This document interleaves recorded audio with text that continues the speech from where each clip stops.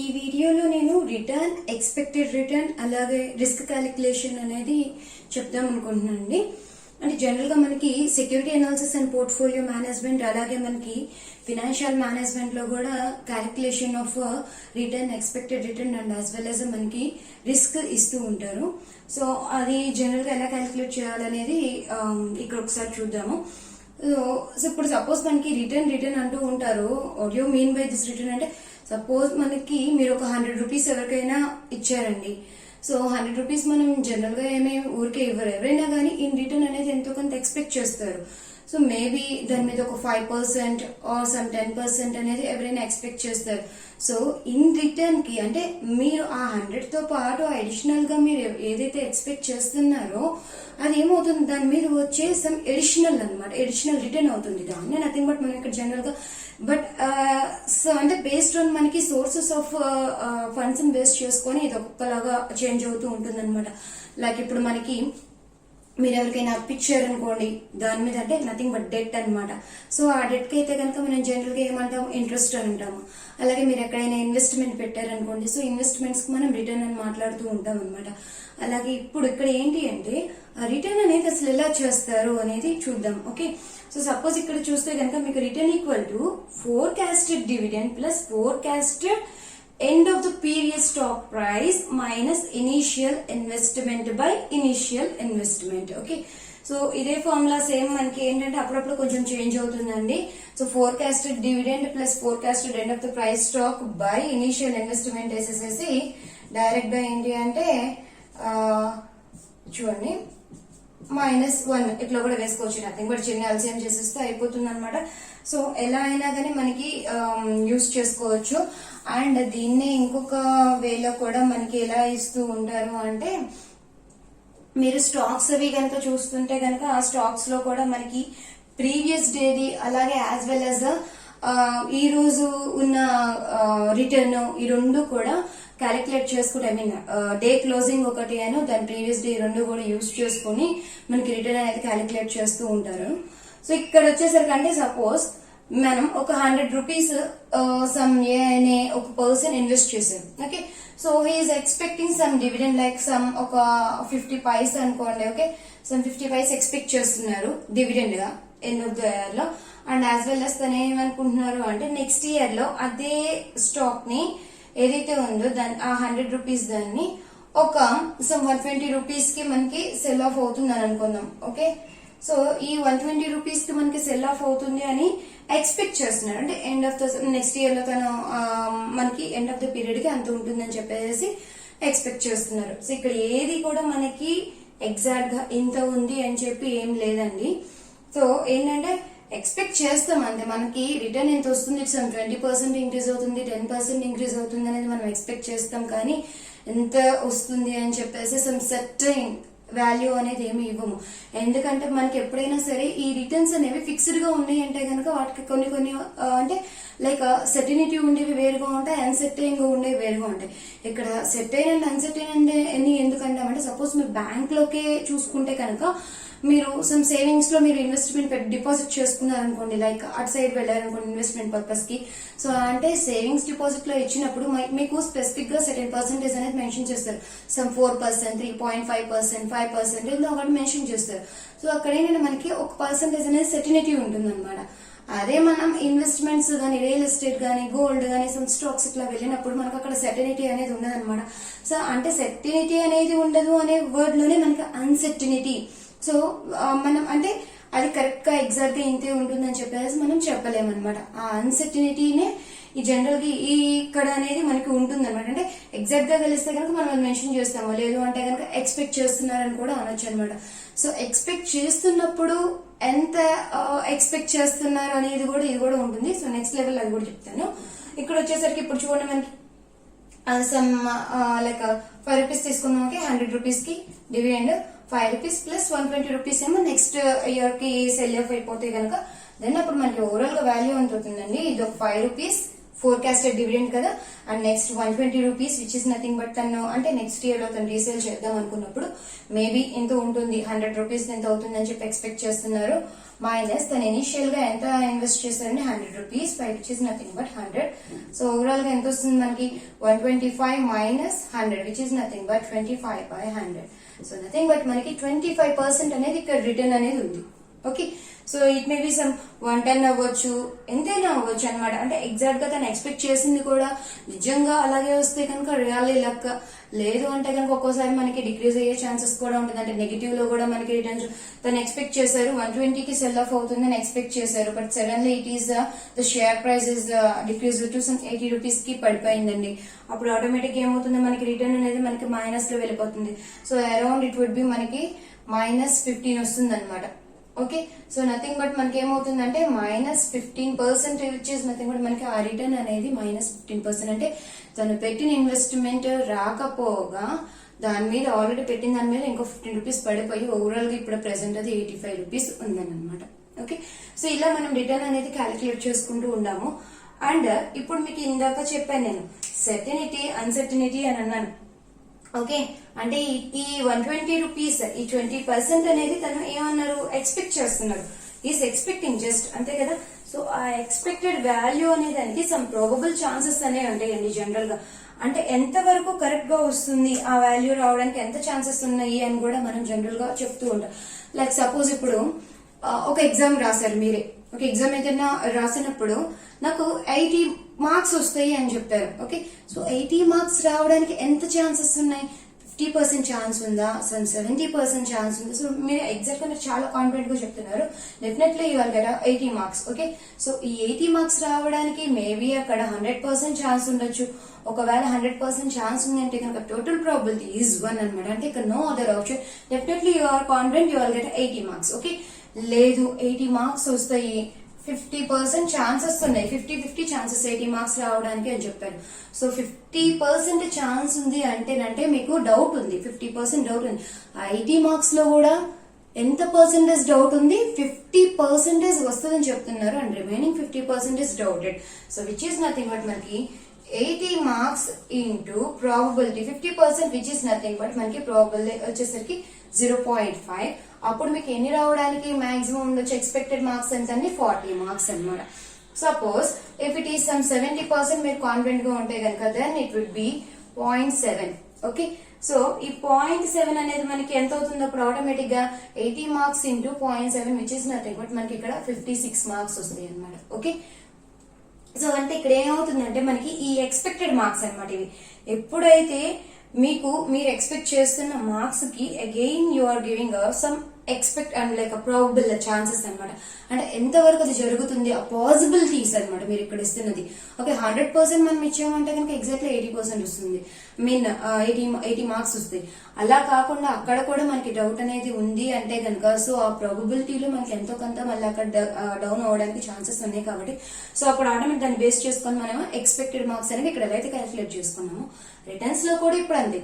Suppose ఇందాక నేను చెప్పాను 120 రూపీస్ కి నేను సెల్ ఆఫ్ చేసుకుంటాను అని చెప్పి తను అనుకున్నారు. ఓకే, సో ఈ 20 రూపీస్ ఇంక్రీజ్ అవ్వడానికి 120 రూపీస్ రావడానికి ఎంత పర్సెంటేజ్ అనేది ఛాన్స్ ఉంది అని. అంటే సపోజ్ తను 100% కాన్ఫిడెంట్ గా ఉన్నారు అనుకోండి, ఆబ్వియస్లీ అది 120 రూపీస్ అవుతుంది. అంటే 20% ఇంక్రీజ్ అవ్వడానికి ఛాన్సెస్ ఉంటుంది అనమాట, ఈ 20 రూపీస్ అనేది ఇంక్రీజ్ అవ్వడానికి. ఓకే, సో లేదు ఈ 20% ఇంక్రీజ్ అవ్వడానికి తనకి ఒక 80% ఛాన్స్ ఉంది అని చెప్పి అనుకుంటున్నారు. అంటే 80% నేను చెప్తున్నాను నా షేర్ ప్రైస్ వచ్చేసరికి నాకు ఒక 20% ఉంది అని చెప్పేసి అనుకున్నారు అనుకోండి. సో 80% కాన్ఫిడెంట్ గా ఉన్నారు అంటే nothing but this is 0.80. Okay, so అంటే మనకి ఇక్కడ 16% పెరగడానికి ఛాన్సెస్ ఉంది.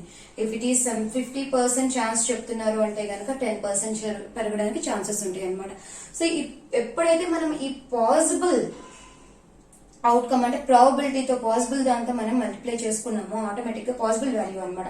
సో ఈ పాసిబుల్ వాల్యూతో మీరు మల్టిప్లై చేసినప్పుడు ఆటోమేటిక్ గా మనకి ఏమవుతుందంటే ఎక్స్పెక్టెడ్ రిటర్న్ అనేది వస్తుంది అనమాట. అండ్ ఇప్పుడు మనకి ఇక్కడ చూసినట్లయితే కనుక మీకు ఎగ్జాంపుల్ గా నేను చెప్తాను.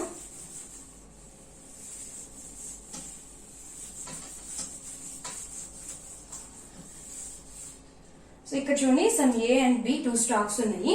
ఇంకా రిటర్న్స్ వచ్చేసరికి మనకి పర్సెంటేజెస్ లోనే ఇచ్చేసారండి. 10%, 12% and as well as 14%. And for B వచ్చేసరికి 6, 12, 18%.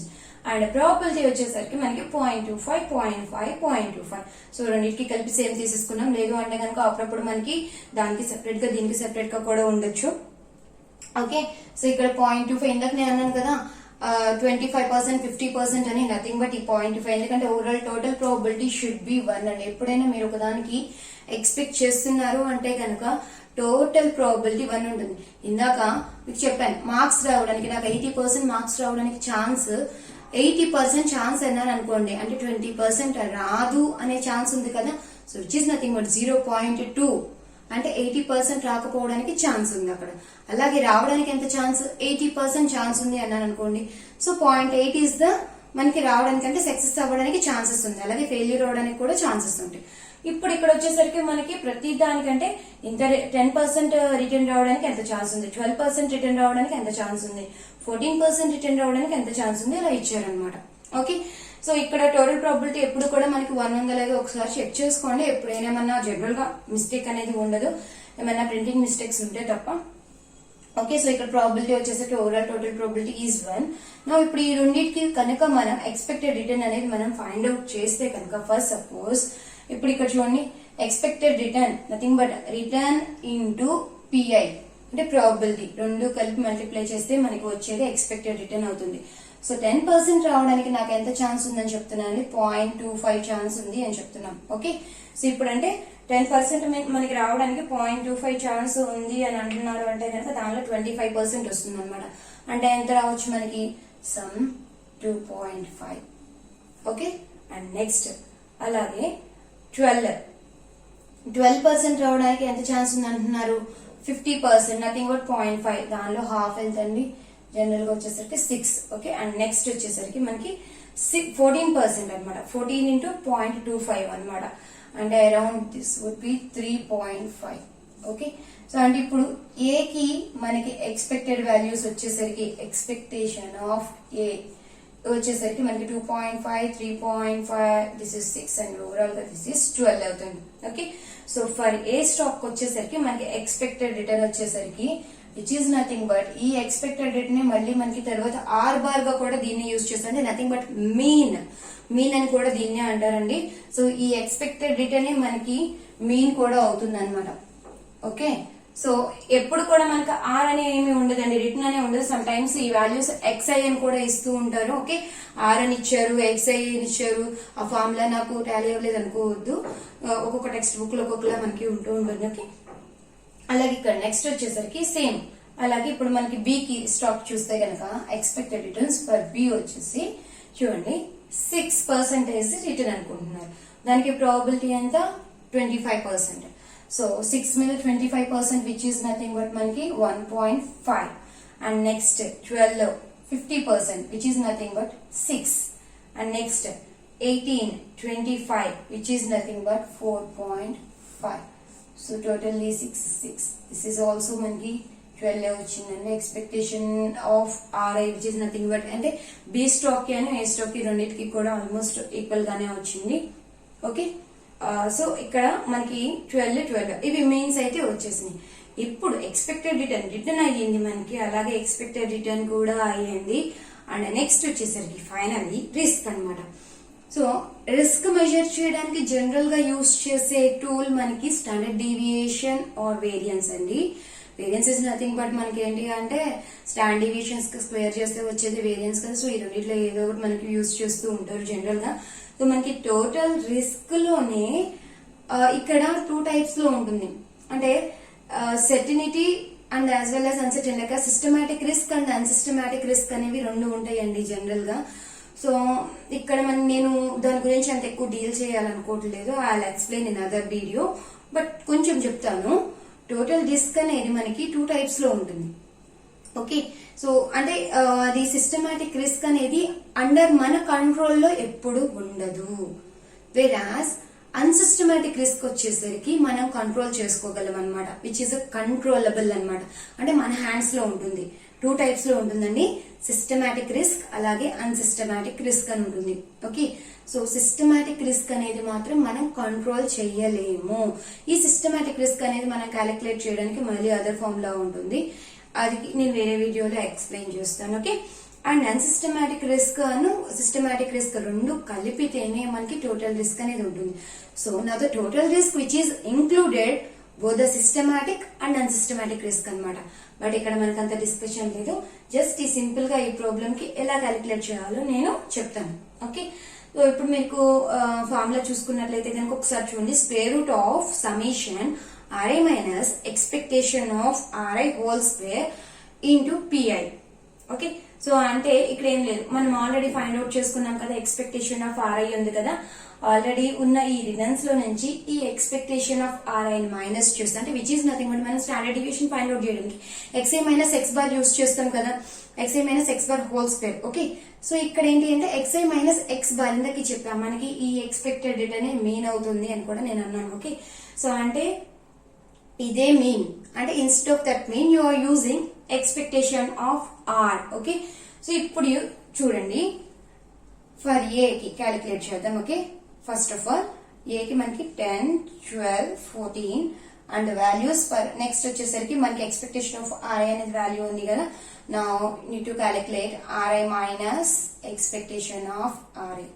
Okay, and the next thing is RI minus expectation of RI whole square, and the next is PI into RI minus expectation of RI whole square.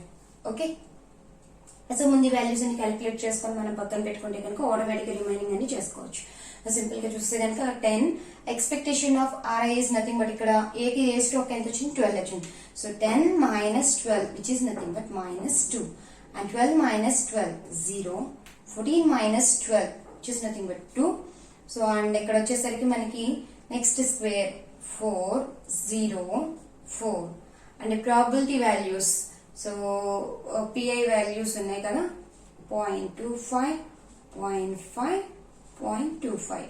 Okay, so now multiply these values. Okay, 0.25 into 4 which is nothing but 1, and 0.5 into 0 which is nothing but 0, 0.25 into 4 which is nothing but 1. So the total value is 2. So now we got the value. ఈ value అయితే వచ్చేసింది అనమాట. ఇప్పుడు దీనికే కదా అంటే summation PI into RI minus expectation of RI whole square, దీనికి route వేస్తే వచ్చేది మనకి స్టాండర్డ్ డీవియేషన్. ఓకే, సో అంటే ఇప్పుడు మనకున్న సిగ్మా ఫైండ్ అవుట్ చేయడానికి square root of 2 which is nothing but 1.414.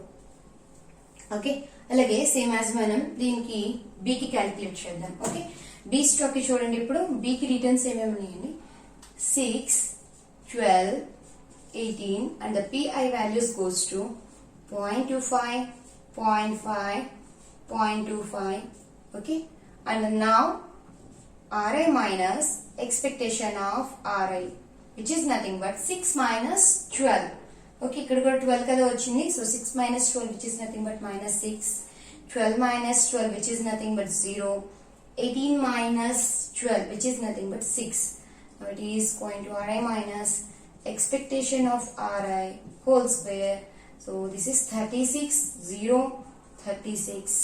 And next is probability, multiplying with the probability, RI minus expectation of RI whole square. So which is nothing but 0.25 into 36 which is nothing but manki 9, and this would be 0, and this also would be 9. So this is 18. Now the value for root 18, 4. Sigma B 4.2426. Okay, so ఇక్కడ volatility అనేది ఇప్పుడు చూడండి, this is for sigma ఏ. ఇదైతే కనుక అంటే ఇది standard deviation తో ఏం యూజ్ ఉంది అని జనరల్ గా అనుకుంటారు. స్టాండర్డ్ డీవియేషన్ అనేది మనకి ఫైండ్ అవుట్ చేసేది ఒక డేటా సెట్ లో ఈచ్ అండ్ ఎవ్రీ ఎలిమెంట్ మనకి ఎలా డీవియేట్ అవుతూ ఉంటుంది అనే దానికి అనమాట. అంటే ఇప్పుడు ఈ రిటర్న్స్ అనేవి ఎలా డీవియేట్ అవుతున్నాయి, ఎలా ఫ్లక్చుయేషన్స్ ఉన్నాయి, ఆ వోల్టాలిటీ ఆ రిటర్న్స్ లో ఎలా ఉంది అనేది జనరల్ గా మనం స్టాక్ మార్కెట్ లో ఎప్పుడైనా సరే ఇన్వెస్ట్మెంట్ పెడుతుంటే కనుక చెక్ చేసుకోవాల్సింది అక్కడ ఆ వోల్టాలిటీ అనేది చూడాలండి. అంటే స్టాండర్డ్ డీవియేషన్ అనేది రిస్క్ అనేది ఎలా ఉందో క్యాలిక్యులేట్ చేసుకోవాలన్నమాట. మనకి అంటే ఇప్పుడంటే ఏదో సింపుల్ గా ఉన్నాయి కాబట్టి ఇలా చెప్పేస్తున్నాం కానీ బట్ ఒక స్టాక్ కి నెంబర్ ఆఫ్ డేస్ ఉంటాయి అనమాట. అంటే కొన్ని నెంబర్ ఆఫ్ డేస్ మీరు డేటా అనేది తీసుకుని క్యాలిక్యులేట్ చేసుకుని అంటే ఎక్సెల్ ఇట్లాంటివన్నీ క్యాలిక్యులేట్ చేసుకోవడానికి చాలా సింపుల్ గా ఉంటాయండి. అవి క్యాలిక్యులేట్ చేసుకొని మనం ఇన్వెస్ట్మెంట్ పెట్టుకుంటే కనుక అండ్ ఆ ఫ్లక్చుయేషన్స్ ఏంటి అనేది తెలుస్తుంది. సపోజ్ ఇక్కడ కనుక చూస్తే కనుక ఫస్ట్ ఏ స్టాక్ కి మనకి వోలటాలిటీ వచ్చేసరికి అంటే చేంజెస్ స్టాండర్డ్ డీవియేషన్ వచ్చేసరికి ఇటెన్స్ 1.414 అంటే ఇక్కడ వచ్చేసరికి 4.2 ఉంది. అంటే ఇక్కడ డీవియేషన్ తో కంపేర్ చేస్తే ఏ లో డీవియేషన్ తక్కువగా ఉంది అనమాట. అంటే మనకి మరీ అంత ఎక్కువ ఫ్లక్చుయేషన్స్ కనిపించట్లా 10, 12, 14 పెద్ద డిఫరెన్స్ ఏమీ లేదు. ఇక్కడ చూడండి 6, 12, 18 అంటే ఫ్లక్చుయేషన్ కొంచెం ఎక్కువగా ఉందన్నమాట. అలా ఎక్కువగా ఉన్న అప్పుడైతే కనుక స్టాండర్డ్ డీవియేషన్ ఎక్కువగా ఉంటుంది. సో ఎప్పుడైతే రిస్క్ ఎక్కువగా ఉంటుంది అంటే స్టాండర్డ్ డీవియేషన్ ఎక్కువగా ఉందో దెన్ దట్ పర్టికులర్ స్టాక్ అనే దానికి రిస్క్ కూడా ఎక్కువగా ఉంటుంది. సో ఇక్కడ ఏంటి అంటే మనకి రిస్క్ ఎక్కువ తీసుకుందాము అని అనుకునే వాళ్ళు దీనిలో ఇన్వెస్ట్ చేయడానికి రెడీగా ఉంటారు. లేదు మేమంతా కొంచెం తక్కువ రిస్క్ తీసుకుందాము అని అనుకునే వాళ్ళు మాత్రం ఏ స్టాక్ లో ఇన్వెస్ట్ చేయడానికి రెడీగా ఉంటారు అనమాట. సో అంటే బేస్డ్ ఆన్ స్టాండర్డ్ డీవియేషన్ అనేది కూడా బేస్ చేసుకుని మనకి ఆ రిస్క్ అనేది క్యాలిక్యులేట్ చేసుకుని దానిలో ఇన్వెస్ట్ చేయాలా ఇన్వెస్ట్ చేయకూడదా అని చెప్పేసి ఉంటుంది అనమాట. Okay, so hope you understand. అలాగే రిటర్న్ గురించి expected return and as well as risk. Okay, thank you.